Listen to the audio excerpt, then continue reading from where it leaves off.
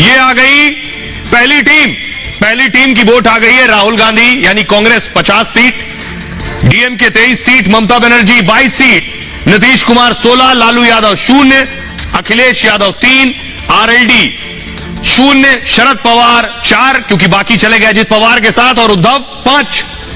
इसके अलावा देखिए ममता बनर्जी 22, केजरीवाल 1, फारूक अब्दुल्ला 3, हेमंत सोरेन 1 सांसद, महबूबा मुफ्ती 0, डी राजा 2 और सीताराम येचुरी 3। इधर टोटल कितना हो रहा है? 133 सीट, लोकसभा की 133 सीट हो रही है इधर। अब देखिए जरा, अब आपको दिखाने जा रहा हूं मैं, टीम इंडिया देख लिया, अब टीम एनडीए की वोट देखिए जरा, किसकी वोट ज्यादा भारी है। ये आ गई, प्रधानमंत्री लीड कर रहे हैं 301 बीजेपी, शिंदे 13, उसके अलावा देखिए अजित पवार 0। अभी 0 इसलिए काउंट कर रहे हैं क्योंकि अभी इस बात की जानकारी नहीं कितने सांसद अजित के साथ हैं। 5 पशुपति पारस, उनके पीछे देखिए चिराग पासवान 1, अनुप्रिया पटेल 2, राजभर 0, संजय निषाद 0, जीतन राम मांझी 0। इसके अलावा उपेंद्र कुशवाहा 0, महतो 1, रामदास अठावले 0, चौटाला 0, और तो 323 सीटें टोटल एनडीए की 38 दलों को मिलाकर टोटल 323 होती, उधर 133, तो 133 बनाम 323 का आंकड़ा हो रहा है जो एनडीए के स्पेशल 38 में है।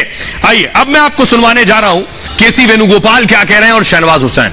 The result of this meeting of the like-minded opposition parties clearly indicating that they are totally worried. देखिए, कांग्रेस प्रेसिडेंट मल्लिकार्जुन खड़गे जी ने खुद ही स्वीकार कर लिया कि उनके बीच में भारी डिफरेंस है, विचारधारा एक नहीं है, आइडियोलॉजी एक नहीं है। ये विचारधारा की बात नहीं है, ये एक मुद्दे से जब ये कहते हैं कि वो देश बचाने के लिए इकट्ठा हुए, वो खुद को बचाने के लिए इकट्ठा हुए। सबके मन में मुंगेरी लाल के हसीन सपने पल रहे हैं, सबके मन में प्रधानमंत्री पद का लड्डू फूट रहा है।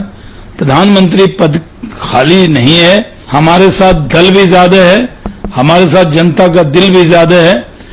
अब मैं आपको बताने जा रहा हूं, विरोधी कितनी भी फील्डिंग लगा ले मोदी को आउट करने की, लेकिन पीएम मोदी का स्ट्राइक रेट मैं आपको दिखाने जा रहा हूं, जो स्ट्राइक रेट देखने के बाद बड़े बड़े विरोधी धराशायी हो जाएंगे। देखिए, अब मैं आपको दिखाने जा रहा हूं पीएम का स्ट्राइक रेट। देखिए 2014 में पीएम मोदी का स्ट्राइक रेट 50% सीट, 50% वोट मिले पीएम मोदी को 2014 में 131 सीटों पर। सोचिए जरा, यानी 2014 के चुनाव में 131 सीटें ऐसी थी जिसमें बीजेपी को 50% से ज्यादा वोट मिले। अब 2019 में देखिए जरा, 2019 में 224 सीटें ऐसी थी जिसमें 50% से ज्यादा वोट मिले बीजेपी को, यानी 224 सीटें ऐसी हैं जिस पर विरोधी चाहकर भी बीजेपी को नहीं हरा सकते। मिल भी जाएं तब भी 50% और उससे ज्यादा स्ट्राइक रेट नहीं हो सकता। इसलिए 224 सीटें बीजेपी की फिक्स हैं, मोदी की फिक्स हैं, लड़ाई इसके आगे हो सकती है। आइए अब आपको सुनवाता हूं देश के लोग क्या कह रहे हैं, क्योंकि जब विधानसभा चुनाव होते हैं तो सूरत हाल कुछ और हो सकती है, लेकिन जब लोकसभा चुनाव होते हैं उस लिहाज से लोग क्या सोच रहे हैं, सुनिए लोगों को। ये गठबंधन नहीं, ये बहुत बड़ा महाठगबंधन है। और जो ये इंडिया रखा है, इंडिया में हमारे इंडिया में जो है मोदी जी का ही मतलब व्यक्तित्व है और मोदी जी ही फिर से आएंगे। ये नाम रखने से कुछ नहीं होता है। चाहे यूपीए हो, चाहे यूपीए की कोई भी पार्टी हो, कोई भी दल हो, सब जानते हैं कि उन्होंने कोई भी काम नहीं किया है, तो किसी भी तरह से वो मोदी जी को तो टक्कर नहीं दे सकते हैं। नाम रख लेने से या नाम बदल लेने से कोई पार्टी खड़ी नहीं हो जाती। ये एक नहीं 10 गठबंधन कर लिया, यहाँ से लेके बाहर के देशों से भी गठबंधन कर लिए, तब भी भारत में सरकार नहीं बना पाएंगे। उनके नाम रख लेने से इंडिया के लोग गुमराह नहीं होने जा रहे हैं, और इंडिया नाम रख लेने से न हुई वो जीत पाएंगे। आप अपने कर्तव्य अच्छे करिए, तब आप कहीं खड़े होने की स्थिति में बनाइए। इसी तरह से कोई आप जो इनाम देने से देश की तकदीर और तस्वीर नहीं बदल सकती है। इंडिया के सामने कोई विपक्ष नाम की कोई चीज ही नहीं है। ये सब आपस में ही एक ठगबंधन बनाए हुए हैं और एकजुटता की बात कर रहे हैं।